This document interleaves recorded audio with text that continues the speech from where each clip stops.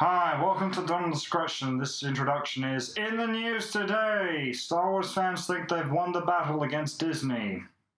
You know what really killed Star Wars? The fans, because I now no longer like Star Wars because of the fans. Not because of The Last Jedi, not because of Solo, not because of Kathleen Kennedy, because of you fuckers. I am sick and tired of your bitching and moaning because at least it's here and at least it's decent, if not good. And all you guys can do is, who knew, someone said, who knew being a fan, just realized this, we'll blow that out, being a fan meant you had to hate what you loved. If you can't find anything positive to say about the thing that you love, then don't say anything. That's my opinion at the moment. Or anything at least constructive to say. Not another, Last Jedi ruined Star Wars for me, ruined my childhood.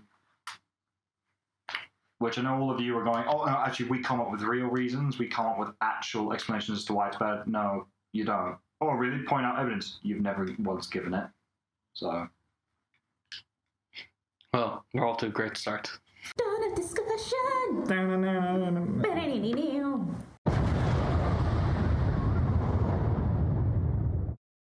Welcome to Dawn of Discussion. We're talking about Star Wars today. Again, even though, yeah. Because you probably didn't expect that we would talk about Star Wars again, but hey, guess what? We're on this again. Because apparently fans can't fucking grow up. Anyway. So basically, I think at the time of filming, probably even at the time of releasing this episode, there is kind of news going around about Bob Iger, the director of Disney, potentially thinking about firing Kathleen Kennedy as the president of Lucasfilm. And the main reason for this is because of the kind of reactions that people give over the most recent Star Wars films, such as predominantly The Last Jedi, but also Solo, Force Awakens. They're all feminist pieces. What the fuck is wrong with you? No, they're not. They have elements in them that are feminist, but it's never the main point of the film. I mean, Last Jedi, I will definitely bring in a point there, but that's pretty much the only, one out of four is not good enough to make an entire point out of it.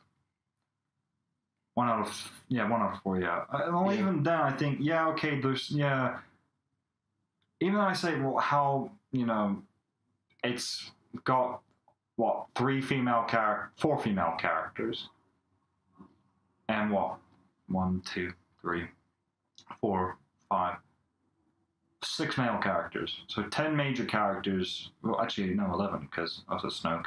Well, it's about power, isn't it? Yeah.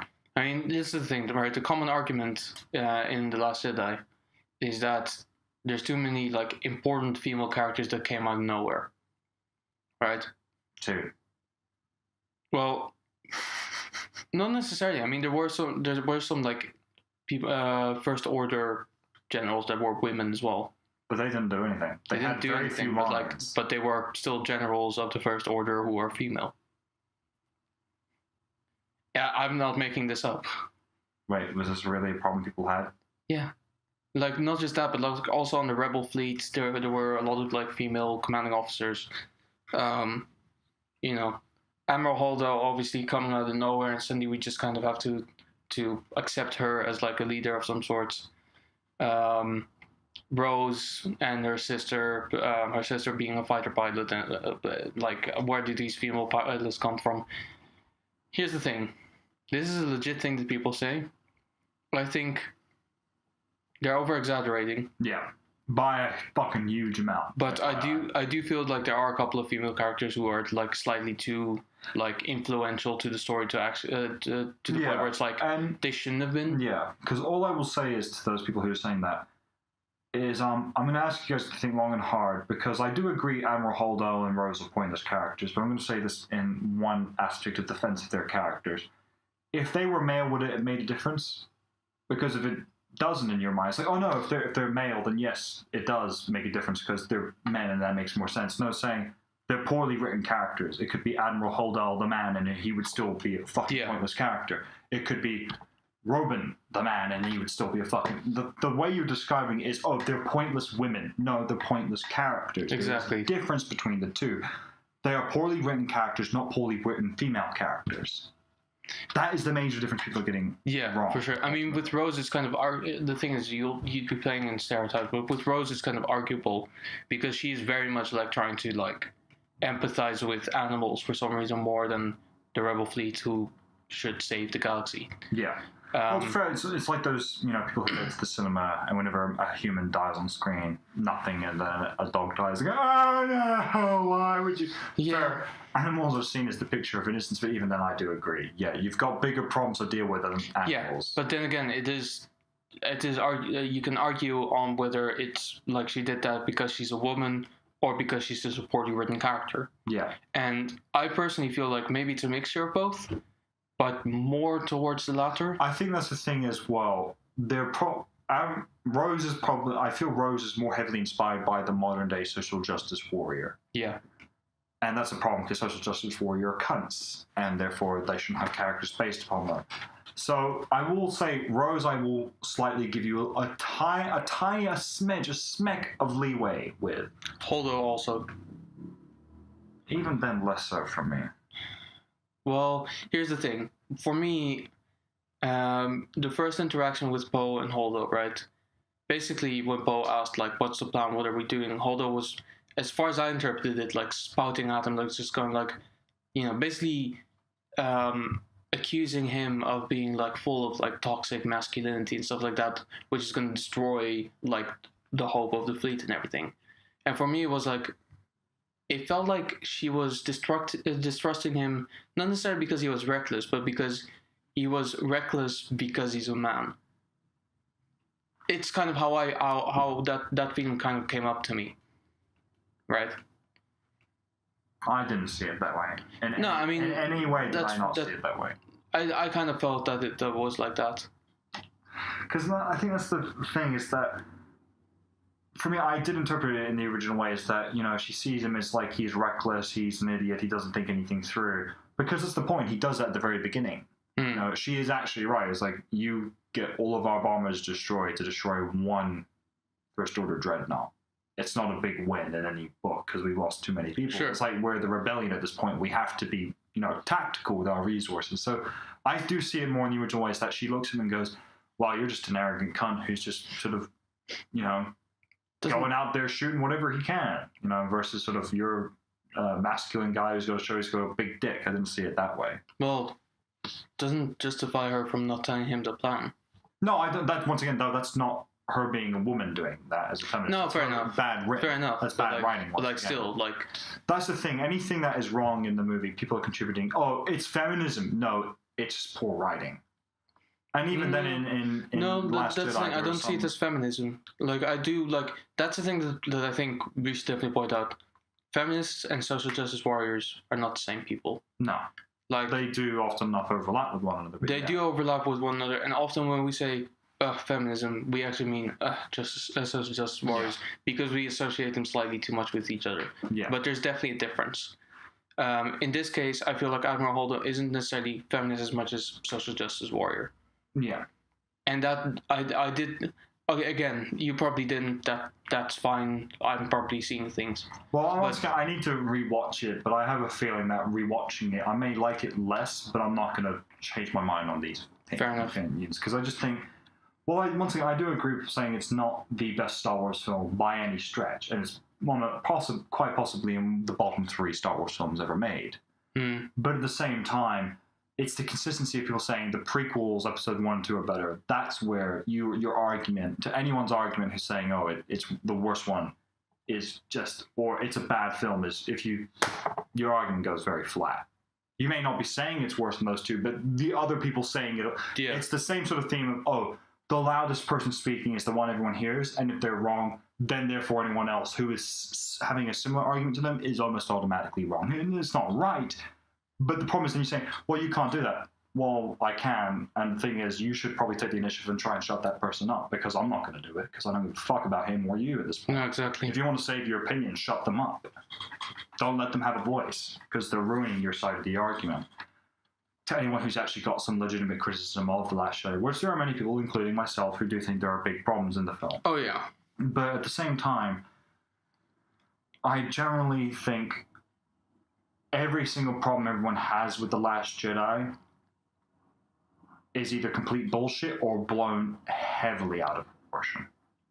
Also, bombs do fall in space. Yeah. Give me a fucking break. Anyone who is... Because that to me was immediately Star Wars fans going, we have to... Oh, wait, but we're hating women, so we have to try and come up with something else. Yeah. Oh, bombs can't fall in space. It's like, no, because you're ruining your argument. Why? Because you like the original trilogy? Yeah? Physics in that doesn't work either. Yeah, all of a sudden it's a problem. I think it does. I think we did a sketch on it that clearly states like how, how... Fighters can't bank and turn though in space. Air boosters. Oh, Christ. Yeah, true, but... To be fair, I looked it up. It's partially canon. There's some models of ships that actually do have air boosters. Yeah. But like, they're not necessary to actually like boost air. They could be used as such. The major but physics problem is the lasers. Yeah, obviously that I can't explain. But like basically the air things were apparently they're not as much to like boost so you can bank around, but it's more like stabilizing the pressure. Okay. Well, either way you put it is that there were already problems with the physics in Star Wars before the current trilogy. For a very long time there have been problems, and it's only just recently now that people are starting to point them out. And that's the thing, when Star Wars fans spoke up against Battlefront, it was a good moment because it showed that microtransactions were bullshit and no one was going to pay to win, and it was an actual win. But the thing is, when you look at it back now, it's not a win from Star Wars fans; it's a win from video game fans. Yeah, exactly. Star Wars fans probably had very little to do with it in the end. It was probably just a bunch of people who happened to be Star Wars fans and video game fans who just didn't like the idea of the two things mixing. No, but like the thing about it was like, I think that's what it is basically. Is like I feel like Star Wars as a franchise isn't a franchise of itself. Yeah. Like anyone who likes Star Wars loves another geek franchise. Yeah. So in that sense, like every win that you get as a Star Wars fan is a win for all of these franchises. Yeah. Because be it as whatever you think, Star Wars is most likely the most influential franchise of them all. Yeah. Because it's been around for like one of the longest, probably potentially, but like also like it's grown incredibly popular. It used to be not like in your face all the time. It used to be like once every 3 years, and then not for like another 20 years or so. That's just kind of how it was. Yeah. And that's what I think attributed to its massive success. Even when the prequels came out, after the prequels came out, Star Wars was probably bigger than ever. Yeah, because the Clone Wars came out show and all. But not even that. Like the prequels weren't particularly good, but they managed to capture a new audience. Yeah. A new generation of fans. Yeah. And these films are not doing it right, in my opinion. Like, because they're coming out slightly too often, and they basically, instead of being something special... It doesn't feel like a special event, No, instead of being special, it's just become another blockbuster. Yeah. That was not my original point. I'm not quite sure why I went there. But essentially, like... my original point obviously being that Star Wars is still one of the most influential ones. Yeah. That's why, like, with Battlefront, if the microtransactions did actually disappear, that's a win for video games, but also for Star Wars fans, obviously, but mostly for video gamers. Yeah. Because, a win for Star Wars is a win for other people. Yeah, definitely. And I think with films, it's exactly that way. It's like fans shouldn't campaign for less women in scripts or whatever, because. Let's face it, I personally didn't really like Rogue One all that much. It wasn't because of a female protagonist. That was actually something that I very much respected on it. The female lead in, she wasn't really a lead, but the Emilia Clarke in Solo was actually really good. Yeah. And I very well written and very. I actually like pretty much every character in it. Yeah. Now that I think of it, because they were well written. The problem with Last Jedi is that the characters were not well written. Yeah. It was just like let's put in some woman power here, and some animal activism here, and let's hope it just kind of pans out well. Yeah, because I will say the one thing is, I liked Looper from Rian Johnson, and there are a couple other films that he's done apparently very good. Mm-hmm. I don't think him writing and directing an episode was a good idea. Directing one or writing one, fine, but not doing both. I think Maybe I think, if it wasn't a continuation of something, if it was his own playground, it would have worked better. Yeah, definitely. I think that's sort of the thing, and I did state this before, even before Episode 8 was coming out, stating, if you're making a Star Wars trilogy, especially if it's part of the episode saga, you have to have at least either the writer or the director for all 3 films be the same. Yeah. Because then you keep the continuity and you keep the momentum. Definitely the writer. Definitely the writer, yeah. Actually, definitely the writer more so, but having the same director occasionally doesn't hurt. So long as he's not writing it as well, in my opinion. Yeah. Because then they can have a good dynamic where they work with each other and they can sort of confide in one another about what they think will work. Almost like co-writing, I guess, if you could even say. But it's one of those things where I think he was given perhaps a bit too much power in the movie. Yeah, I will admit to that. I think that was not a good call on either Kathleen Kennedy or Disney's part, whoever's part it was. But at the same time, I think it was an incredibly smart move by Disney or Kathleen Kennedy. I think Disney made this call, though, to bring back J.J. Abrams after for sure. John Trevorrow, I think it was fired by... Colin Trevorrow. Colin Trevorrow was fired by Kathleen Kennedy. And yeah, somewhat for legitimate reasons. I honestly don't know either. It's one of those things where if people can't work together, then they really shouldn't, because then it will just ruin the film. So often enough, one of them should go, and often enough, it is going to be the director, between the director and the executive producer. Yeah, those two. I mean, let's be honest. Yeah, and I think the thing is, while people may not like Episode 7 that much, it's not a bad movie. I don't think that many people call it a bad movie. No. They don't think it's original, which is fair enough. I don't think it is either, but I still think it's a good movie. Oh, for sure. And I actually still prefer it to Episode 4 simply because I think it's better made. And it has better dialogue, to be more blunt. There's one thing George Lucas cannot do, and that's write fucking dialogue. I'll be blunt. He cannot do it. But that's something charming about it as well. Yeah, I guess. At least it was charming with Episode 4, but after that, with the other ones, the prequels, I see. It was not forgivable. At that point, you'd think he'd learned his lesson, considering the quality of writing after Episode 5 just was skyrocketed. Yeah. Weird sound to do with the skyrocketing, but okay. Well, depending on what the rocket is fueled by. Yeah, farts. But it's one of those things where I think, at the moment, Star Wars is not dead, despite what everyone may think. No, it's not. It's actually... I think it's in a period where the... Fuck, not again. Alright. Second clap for sound. But anyway, where was I? I'll just finish my point. Fuck, camera cut out. Is that, like I said, Star Wars is not dead. It's not dying, despite what some crazy, stupid fans may be saying. But it's definitely at a shaky point, because Last Jedi wasn't great, but it wasn't bad enough to tank the franchise, once again, despite what people may think. And Solo didn't make as much money as everyone, or at least Disney had hoped, but it was actually better than most people expected. Yeah, that's for sure. And I think the simple thing is, Star Wars is in an unpredictable place at the moment.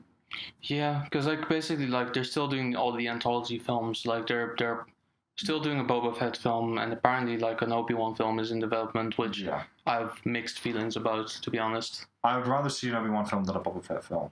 Oh, of course. I'd rather see Obi-Wan. I'd rather see Obi-Wan than most other people, to be honest. More so than Darth Maul, more so than Boba Fett, more so than Yoda, more so than maybe Sidious? Maybe. Darth Vader would be a bit shaky on. I think Darth Vader could be a very good anthology film. I think, yeah. But they haven't followed it for some reason. Yeah. Despite the Rogue One scene that kind of just made everyone go, it needs to happen now. You all know the scene. Let's be honest. Whether you liked Rogue One, no, that was an excellent scene. That fucking scene, dude. I went wild. That was probably. I'm going to say I think it's the best scene ever made in Star Wars. The only one that might be ahead of it is Luke. I am your father. That might be, and even he's in 2 of the best scenes ever. It's true. So maybe you have a thing there. No. But also, obviously Darth Vader is the main merchandise mascot for Star Wars anyway. Yeah. Definitely. Which is fair enough. Yeah. And I feel like they should keep going with him. Yeah, definitely. But yeah, I think we're gonna go to a break in a bit. But like after that, we're gonna talk about obviously like where Star Wars stands right now, because obviously Episode 9 is happening, and then there's a couple of trilogies that cancelled and are announced and announced and confirmed. It's I like you said, I don't think Star Wars is dead. I don't think it is dead at all. No. I think it is in a weird point where like it's not necessarily alive either. It's maybe like it's in a neutral zone. Yeah, I think it's been brought back to so much to the point that it's not killed it, but it's sort of halted. It's like a zombie excitement. in a way. Yeah. Where like it's back to life, but it's not quite what it was before. Because I think the problem is with Star Wars versus the Marvel Cinematic Universe. We'll do the break. We'll do the break and then I'll get into the okay. Well, our sponsor for today is space travel. Yes, basically not space travel. Sorry, that's what they do. Spacecraft Industries, basically new startup company. They're on Kickstarter somewhere, and they decided they like our show and they want to sponsor us. Basically, what they're doing is they're making human-sized rockets that basically fit one human per rocket. Get shoved in there, you shoot off to any planet you want, and you know it's pretty fun. Yeah. No equipment fits in the rockets currently, but only like bare minimum, like a backpack at most. Like at most, yeah. So basically, like they're still working on that. There's a whole like space issue. Yeah. But they're working on it currently. It's like a fuel to weight capacity thing. Yeah, and they're basically also not quite sure what they want to use for fuel. They're thinking about farts, but I don't know if the propelling power is strong enough. So they're thinking maybe afterburners that are fueled by diarrhea. Yeah. They don't know. Whatever it is probably going to be slightly uncomfortable. So they're working out the details, but pretty soon space travel is going to happen. We're all going to be able to do it. We're going to fly to our favorite planets, such as, well, Mars. It's cool. There's an asteroid belt, so that's kind of dangerous, but you'll get there. And Mercury sounds rather nice, you know. Yeah, I heard it's pretty warm this time of year. And every year. Yeah. All throughout the year. Every 60 days of its year. Yeah. So yeah.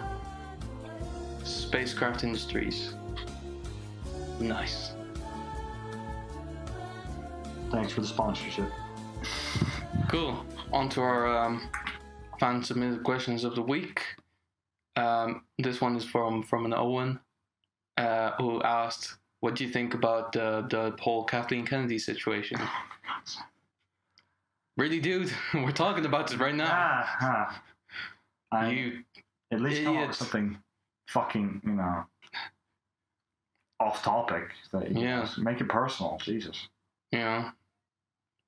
Yeah. The other questions were personal. That was fine. And they were better as well. Yeah. I think everyone can agree that they were all much better. Cool. Well, on that disappointing note, that's all the questions we had this week. Just the one, and really it was a bad one. Yeah, it was a shitty question. But anyway, thank you, Owen, and thank you everyone else who submitted. If you want to submit us some questions, send them through to Facebook, or just send them to donalddisk@gmail.com. And remember, please make it interesting. Yeah. All right. So just kidding. Don't fire me. Anyways. Yeah, sort of back on sort of the topic of Star Wars and everything, because I think the one major note I've noticed that is a slight problem with Star Wars versus the other properties Disney has, being the Marvel Cinematic Universe, is the problem is with Star Wars, because all they can do is anthology films and occasional trilogies, it feels like a lot of the excitement and weight is gone. Yeah. Whereas with Marvel, while there's just as many, if not more, the one thing is it's continuous and it's all part of the same universe, which overlaps, which means they can produce films like Infinity War, which steal the show. You can't really do that for Star Wars. No. That's the main problem. You can't produce that big moment film that everyone's going, exactly. Oh my god, oh my god, oh my god, oh my god, everyone's going to die kind of thing. And also like, it's happening, all of my favorite heroes are going to be on screen in the same film. It's not, you can't do that with Star Wars because it's going to be the case anyway. Yeah, exactly. That's the one major problem I feel like Star Wars has encumbered. And oddly enough, I think the thing that they kind of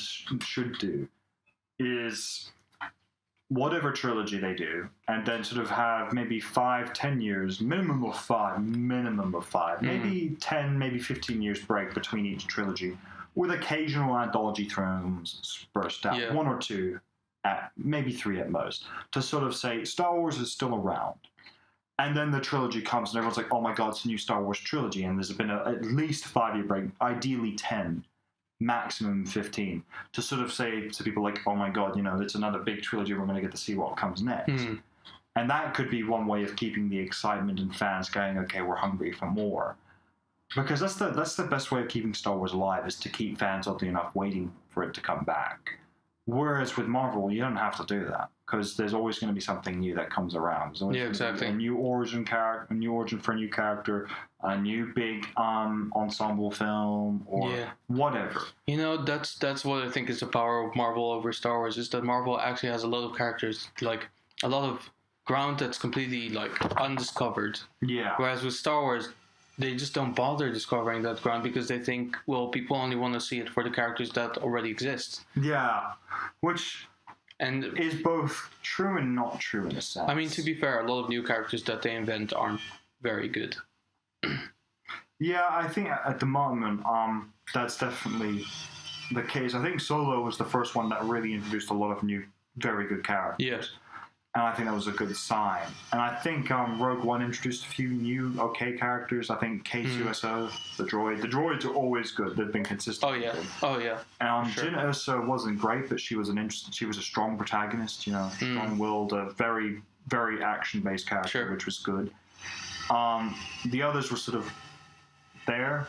They didn't do too much. No. Rey is an interesting one because I don't think she's a bad lead new character. I just think she's in the middle of like a complaint storm as well, isn't she? Yeah, like that's the problem. It's like everything about her sort of been degraded because of the just constant bitching from fans. Yeah, I mean the thing is the fans aren't right, but they're also not entirely wrong. Because they are saying like, oh, she's practically perfect. Like there's literally, she doesn't have to like learn anything. She doesn't have to practice anything. She's already like pretty fucking powerful. And there's no denying this. Yeah. I mean, when she was with Luke on in The Last Jedi, she barely practiced. Like there was barely any training involved.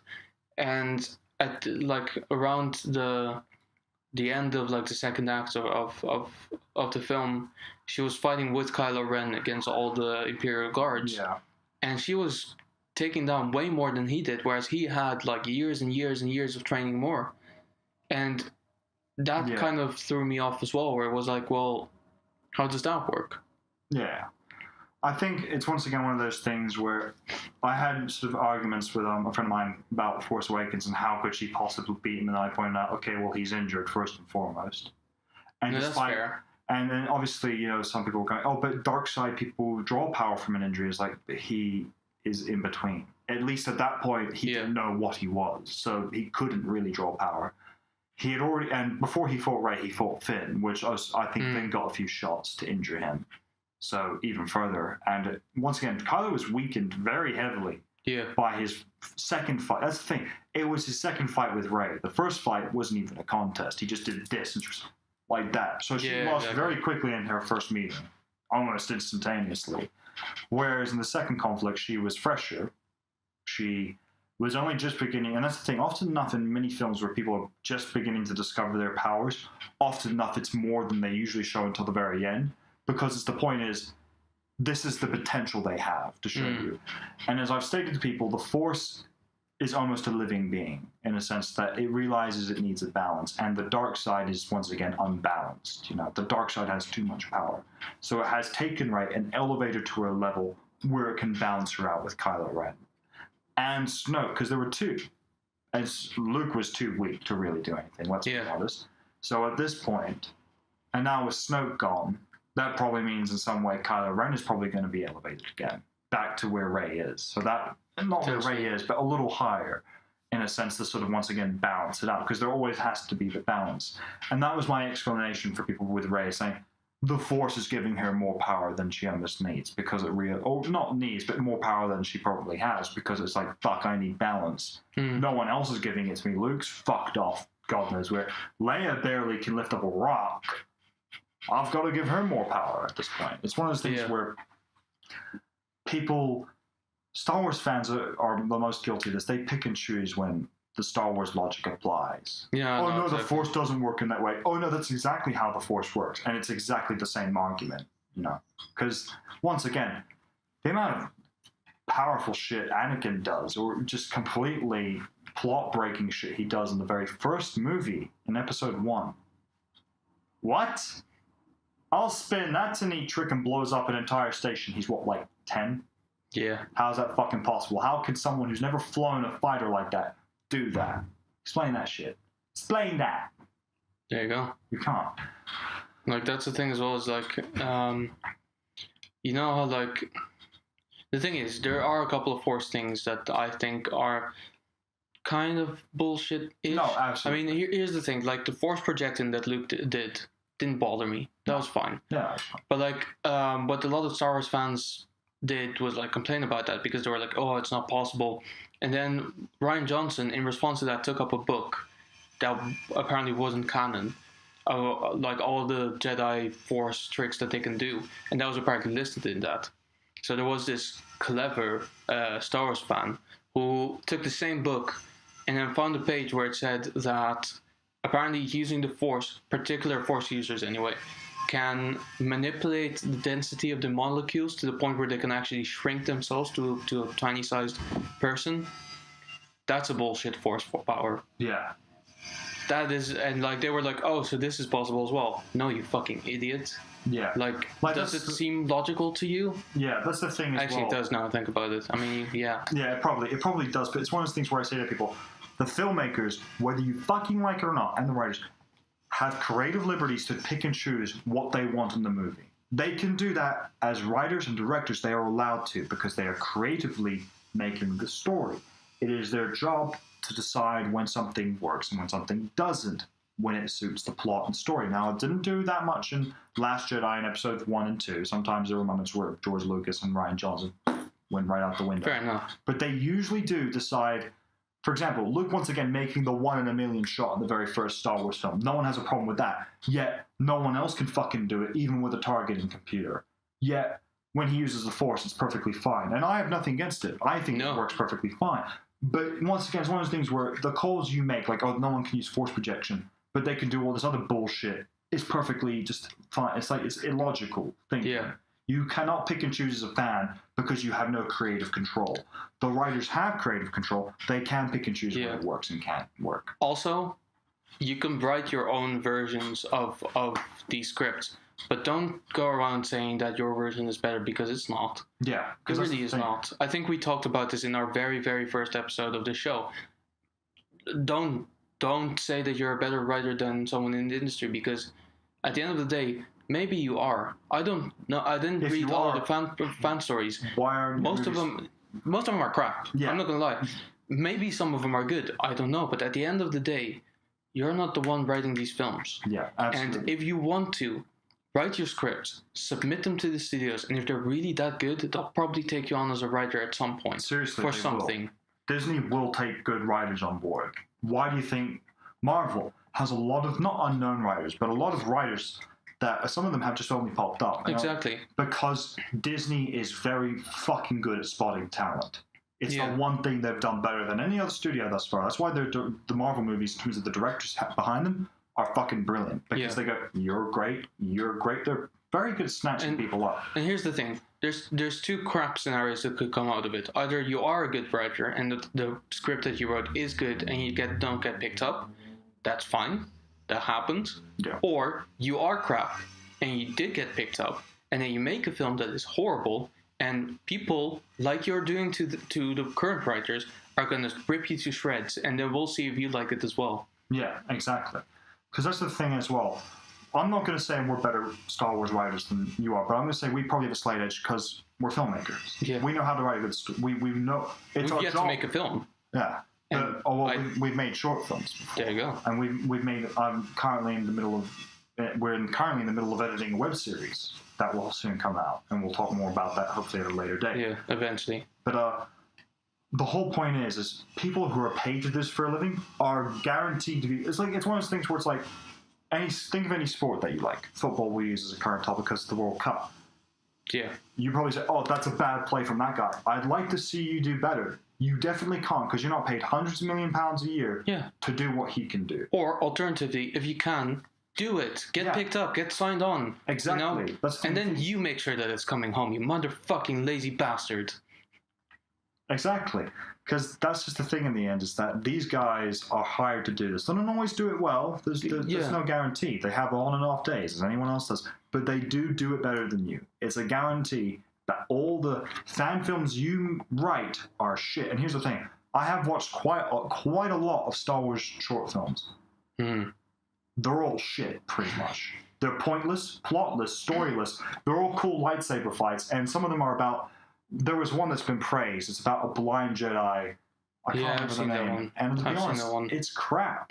It's not good. I mean, the story is kind of cool until it gets caught off with the ending, and it's like, well, what's the point of all of this? Yeah. You know?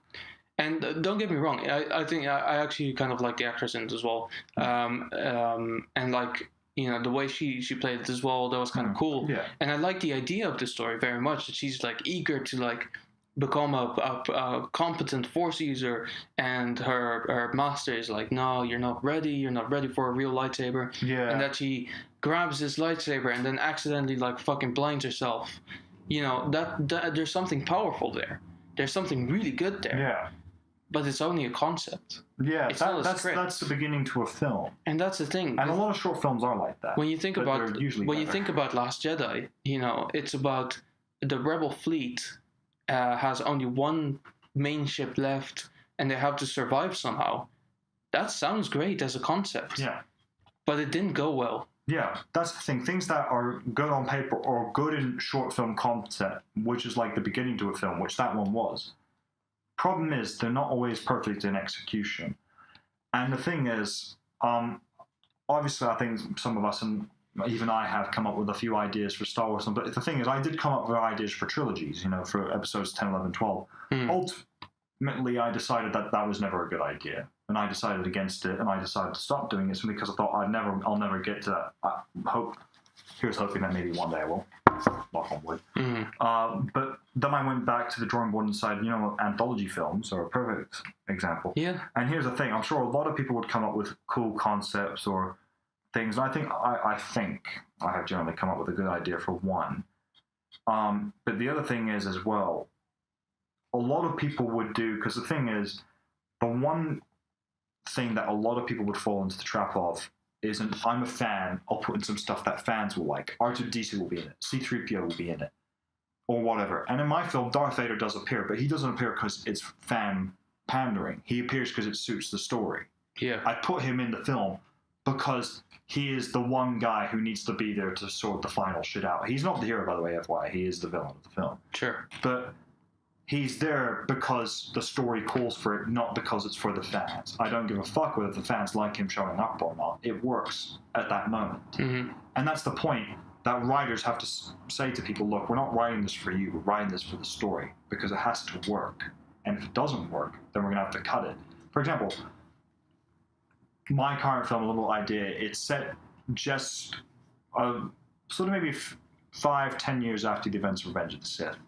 And it's about a fallen Jedi Knight who sort of decided that as the rebellion's being formed, she's sort of lured into it, and she doesn't want to be, but she decides regardlessly she kind of has to be part of it, because otherwise the Empire's going to fuck everything up.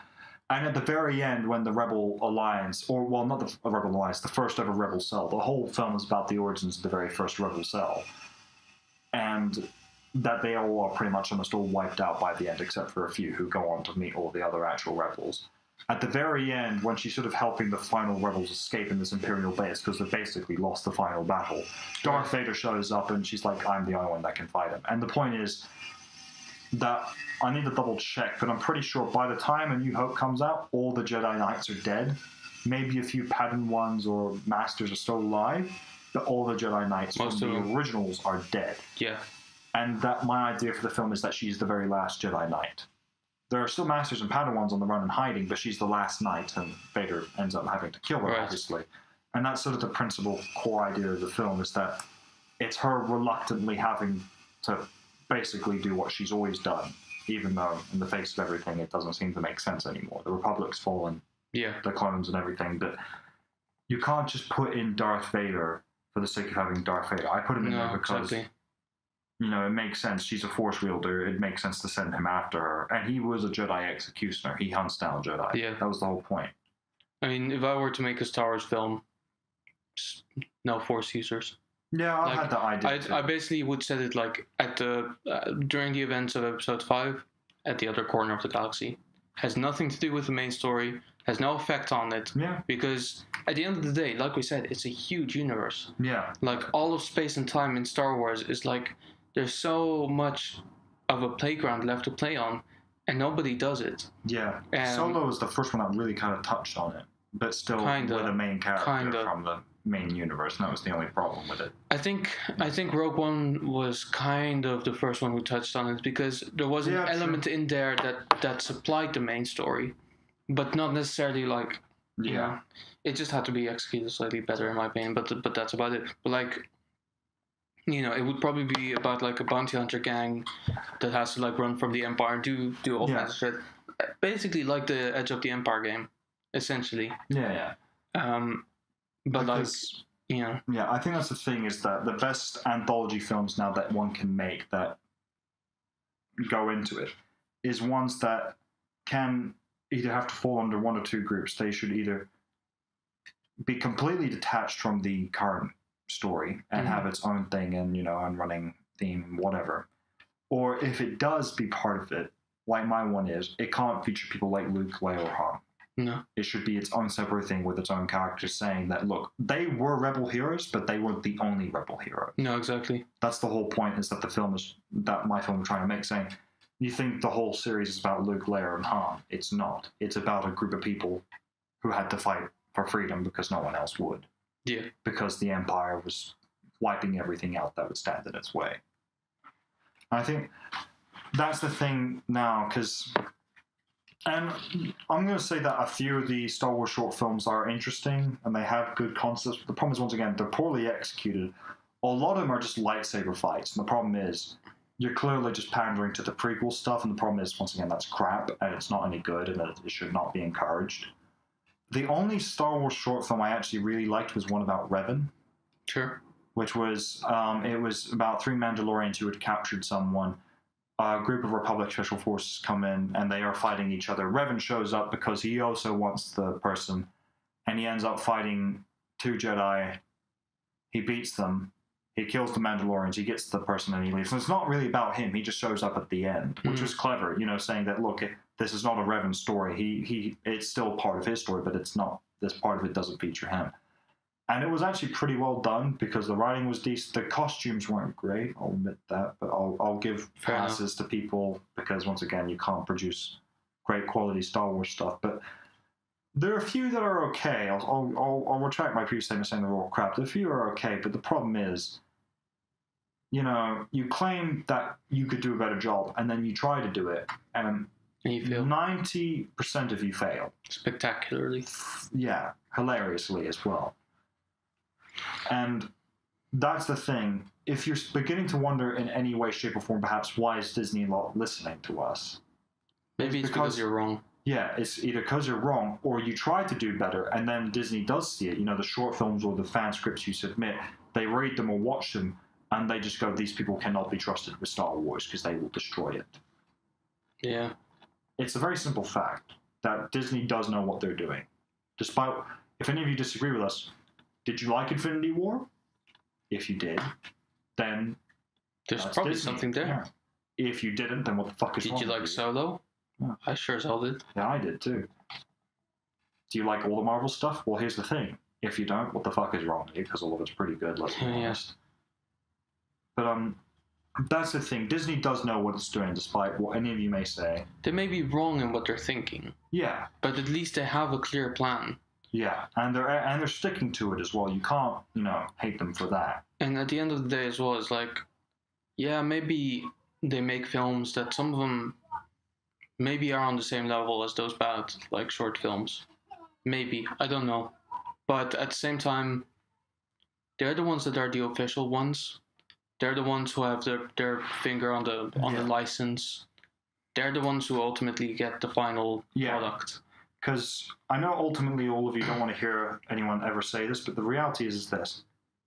It's if they tell you to suck it up and either enjoy or don't watch, and you go, that's very anti-fan, and then they can just simply say, did you pay $4 billion for Lucasfilm? Did you pay $250, $100 million to make this film? No. Did we? Oh, it's our money? Oh, so that means we get to do whatever the fuck we want with it because we paid for the fucking thing. We are paying for your entertainment.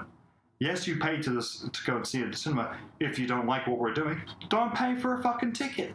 Exactly.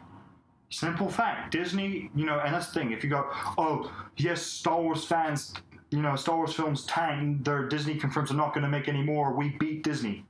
If you think you've beaten Disney because of that, you're fucking joking. Because once again, they've got Marvel, they've got all the Disney Princess stuff they're rebooting, they've got all the animation department. Disney is never going to lose currently, not at this point. And on that note, we should definitely end. Yeah. Thank you very much for watching, and if you are offended, please go away. But obviously, keep watching us because we will make a good Star Wars fan film one day.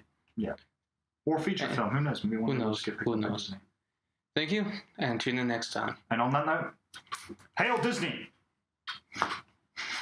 And that's where it ends. Yeah. Yeah, I kind of really wanted to round it off because there was this non-kosher, like,